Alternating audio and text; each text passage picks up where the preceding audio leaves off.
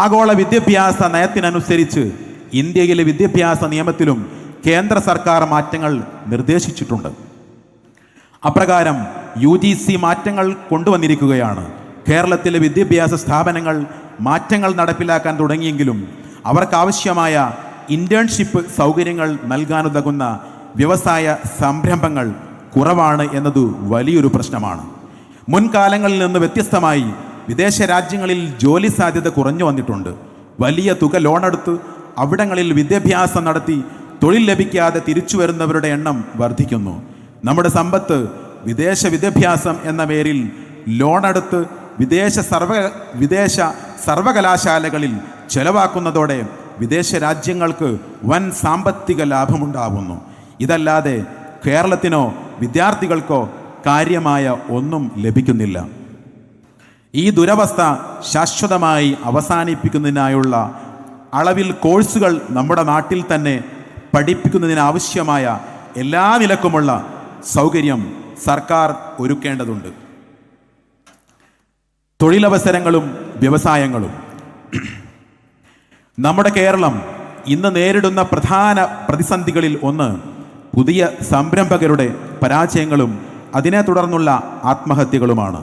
അതിനാൽ കാർഷിക ഉൽപ്പന്നങ്ങളെയും മത്സ്യവിഭവങ്ങളെയും അടിസ്ഥാനപ്പെടുത്തിയും പഴം, മാംസം, ഫലവർഗ്ഗങ്ങൾ തുടങ്ങിയവയെ ഉപയോഗപ്പെടുത്തിയും മൂല്യാധിഷ്ഠിത വ്യവസായ ഉൽപ്പന്നങ്ങൾ സ്റ്റാർട്ടപ്പ് എന്ന രീതിയിൽ MSME സെക്ടറിൽ നാം ആരംഭിക്കണം.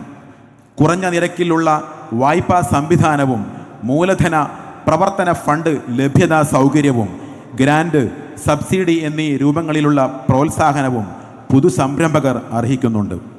സംരംഭ സംരക്ഷണ നിയമം അടിയന്തരമായ ഒരു നിയമനിർമ്മാണത്തിലൂടെ നടപ്പിലാക്കേണ്ടതുണ്ട്.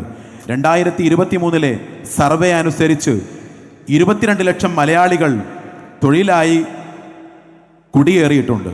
18.9 ലക്ഷം പ്രവാസികളും ഗൾഫ് രാജ്യങ്ങളിലാണ്. പ്രവാസത്തിൽ പശ്ചിമേഷ്യയുടെ സ്വാധീനം കുറഞ്ഞു വരുമ്പോൾ വികസിത രാജ്യങ്ങളിലേക്കുള്ള കുടിയേറ്റം പടിപടിയായി വർദ്ധിക്കുകയാണ്. നോർക്ക ID കാർഡ് പോർട്ടലിലെ കണക്കു പ്രകാരം 178 രാജ്യങ്ങളിൽ മലയാളി സാന്നിധ്യമുണ്ട്. തിരികെ എത്തുന്ന പ്രവാസികളുടെ കഴിവും അനുഭവ സമ്പത്തും പ്രയോജനപ്പെടുത്തുന്ന ദീർഘകാല പദ്ധതികൾ രൂപവൽക്കരിക്കുന്നതിൽ നാം പുറകോട്ടാണ്. തൊഴിലെടുക്കാൻ തയ്യാറുള്ള പ്രവാസികളെ കേരളത്തിൻ്റെ തൊഴിൽ കമ്പോളങ്ങൾ ആകർഷിക്കുന്നില്ല. ചെറുകിട കച്ചവടക്കാരെ സംരക്ഷിക്കുന്നതിൻ്റെ ഭാഗമായി കുത്തക ഓൺലൈൻ കച്ചവടങ്ങൾ നിരുത്സാഹപ്പെടുത്തുകയും ആവശ്യമായ നിയമം കൊണ്ടുവരികയും ചെയ്യും.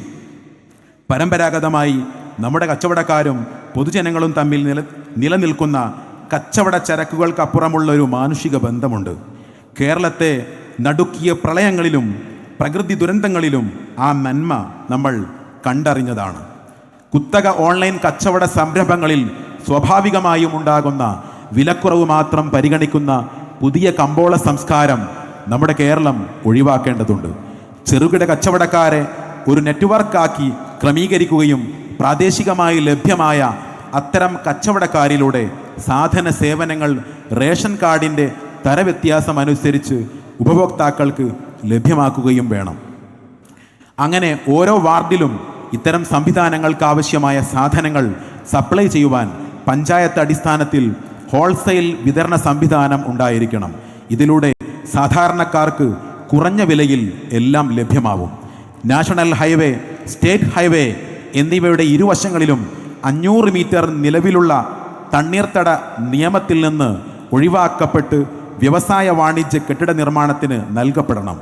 പരമാവധി സംസ്ഥാന വസ്തുക്കൾ വാങ്ങാൻ ആവശ്യമായ വിധത്തിൽ ഒരു പാട്രിയോട്ടിക് പർച്ചേസ് അവബോധം സാക്ഷരതാ പ്രസ്ഥാനം പോലെ ആരംഭിക്കണം. മേക്ക് ഇൻ കേരള പദ്ധതി കൂടുതൽ ജനകീയമാക്കുകയും അതുപ്രകാരം നിർമ്മിക്കുന്ന സാധനങ്ങൾ വാങ്ങുന്നവർക്ക് സർക്കാർ പ്രോത്സാഹനമായി പർച്ചേസ് പോയിന്റ് നൽകി വില കുറക്കുകയും വേണം. വഴിയോര കച്ചവടക്കാരെ ചേർത്ത് പിടിക്കുകയും അതാത് പ്രദേശങ്ങളുടെ സാംസ്കാരിക കച്ചവട തനിമ നിലനിർത്തുന്ന വിധം കൂടുതൽ ആകർഷണീയമാക്കുകയും അവരെ സാമ്പത്തികമായി സുരക്ഷിതരാക്കുകയും വേണം. വഴിയോര കച്ചവടക്കാർക്ക് കച്ചവട സൗഹൃദ വായ്പകൾ, ഇൻഷുറൻസ് മുതലായവ നടപ്പിലാക്കണം. അഭ്യസ്തവിദ്യരായ തൊഴിലില്ലാത്തവരുടെ സമഗ്രമായ സർവേ നടത്തുകയും സർക്കാർ ഇതര തൊഴിലുകളിലേക്ക് എത്തിപ്പെടാൻ ആവശ്യമായ സഹായങ്ങൾ നൽകുകയും അവർക്ക് തൊഴിലില്ലായ്മ വേതനം മിനിമം 2000 രൂപയെങ്കിലും പരിഷ്കരിച്ച് നടപ്പിലാക്കുകയും വേണം. അഭ്യസ്തവിദ്യരായ തൊഴിൽ രഹിതർക്ക് KSRTC സൗജന്യ യാത്രാ പാസ് അനുവദിക്കണം.